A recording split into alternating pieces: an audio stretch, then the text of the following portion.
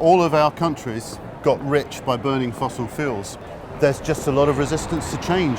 On Thursday, I was put under house arrest. I think it's to send a message to everyone: if you keep your protest during the next 2 weeks, this is what can happen to you.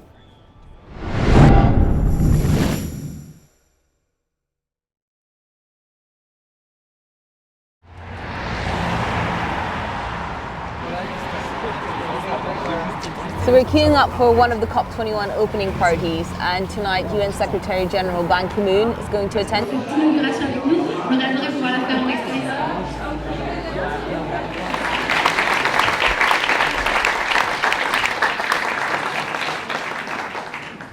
I'm urging all the leaders of the world to demonstrate their moral and political responsibility.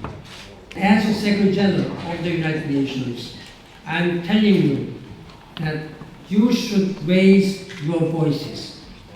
You make your leaders account to their promises. During his speech, he said that it's more important than ever for civil society to put pressure on their leaders to make sure they take responsibility. Well, here in Paris today, actually only 3 hours ago, we were on Place de la République, where French people tried to do exactly that, and they were not allowed to protest, and they were being tear gassed.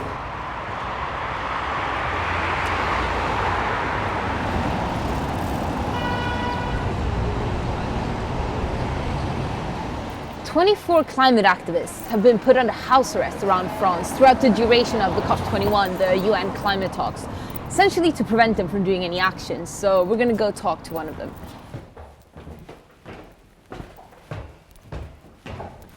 So under this state of emergency, it seems like there are two groups of people under house arrest.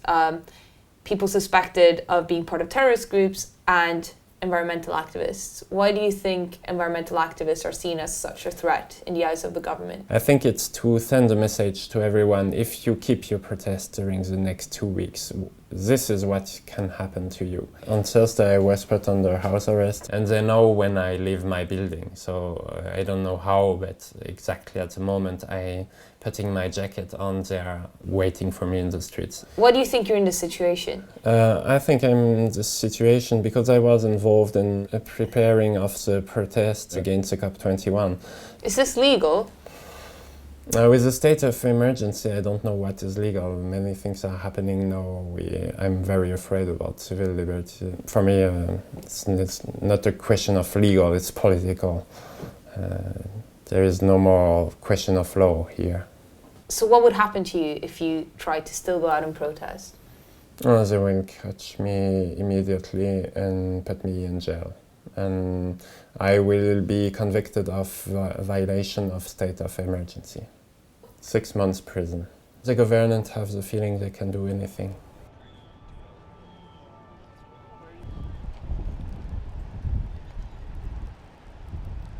So we're outside the United Nations Climate Talks, COP21 in Paris, that started yesterday. So we're going to meet with an expert on these types of climate conferences who's reported from many of them, a guy called Richard Black, and hopefully he can tell us why there have been 20 talks already and no agreement, what's going on behind the closed doors, and if there's even a small chance to reach this agreement to save the planet.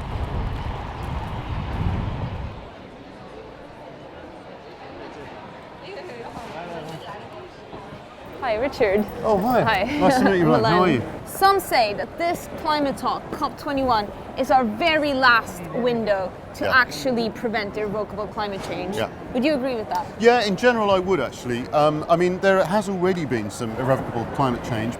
We're now at 1 Celsius, and that's already causing problems in some parts of the world. How likely is it that we will ever reach a below 2 degrees Celsius agreement?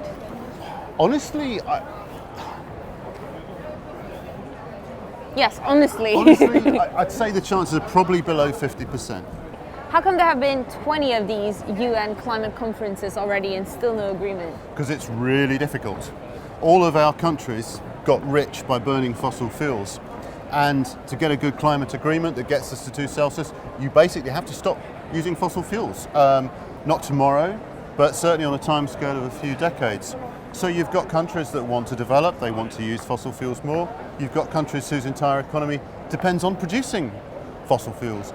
There's just a lot of resistance to change. So actually what you're saying is that governments need to take responsibility to prevent further use of fossil fuels. But with our economy invested so heavily in fossil fuels, how big are the chances of that happening? Well, it is happening. I think the question is it going to happen fast enough? Because science sets a timescale here, and science tells us that we actually haven't got very long to make that transformation. Governments need political courage, basically. And for me as a citizen, that's what I expect them to do.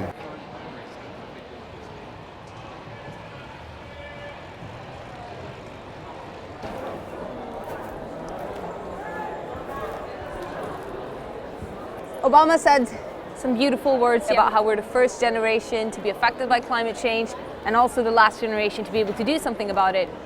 But still, the US is one of the countries who will probably refuse a legally binding agreement.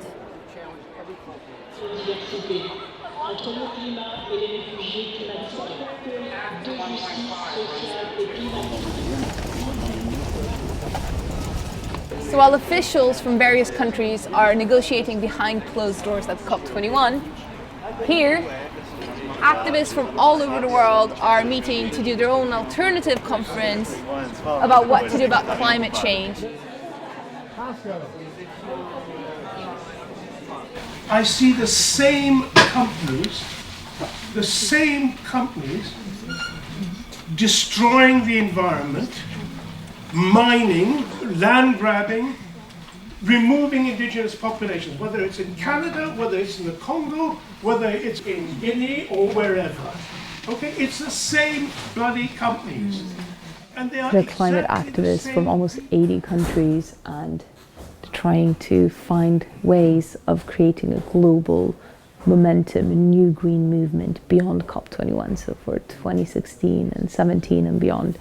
But they're up against a huge machine. I mean, it has billions and billions of dollars, and these guys have very little resources. They don't even have a microphone.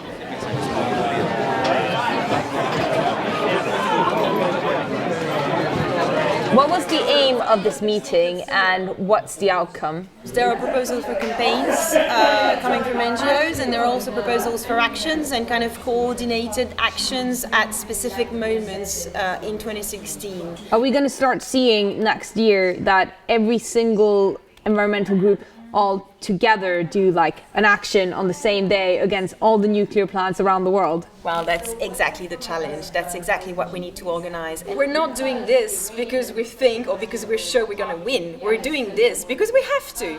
I'm not an activist because I think, maybe in 5 years from now, the climate struggle will be won. I'm doing this because it's the only acceptable way for me to live in this world.